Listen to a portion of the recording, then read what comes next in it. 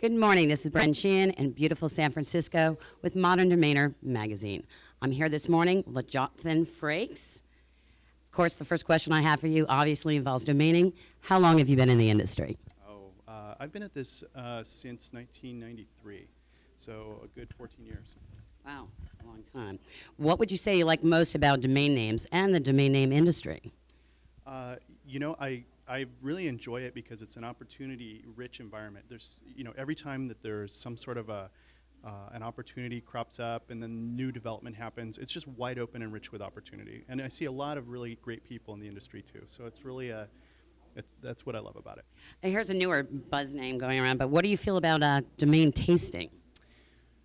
Well, I can't really opine on it. I work on the ICANN domain tasting working group, and so there are things in motion to address domain tasting, and it creates some pain in the intellectual property world. There are people who don't like it, and there's also people who say, what is the problem? Sure. And really, is this just something that the market can solve? So I don't have an opinion on it, but there's things underway to make some changes. Okay. Hey, could you tell me a little bit, Jothan, about the Domain Fest global event in Hollywood? Oh, I would love to. The Domain Fest is going to be our 7th, I think, Domain Fest, and we do them all around the world. And then the Domain Fest Global in Hollywood is kind of our mothership event, where we usually have 600, 700, 800 people. Wow. And the focus is, there's tons of these conferences popping up. There's great vertical ones like the Geodomain Expo where we're at, and Traffic and Domain Roundtable. But the Domain Fest, we're focusing in on education, and we're focusing in on things that'll help people learn and grow. And we're also pulling together a lot of different disparate areas inside of the domain industry, pulling in people with legal background, pulling in corporate domain interests, pulling in domainers, people with building tools. And so we're pulling together a lot so we get some really, really quality networking outside of the typical sort of areas that you would get opportunities for. All right. And there's some people talking about the Snap Names live auction at Domain Fest. What's special about this? Well, it's first of all, it's going to be broken off into two different dates. It's SnapName's first foray into the live auction space in a live sort of paddle bidding arrangement.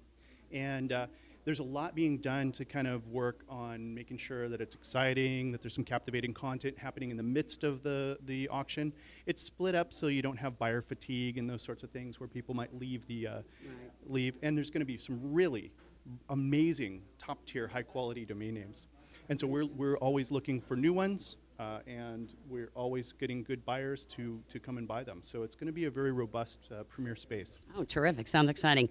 Could you tell me an important figure in domaining that you admire and why you admire them? There's a couple. One of them I'd point out immediately is Dan Picrano for Boulevards.com.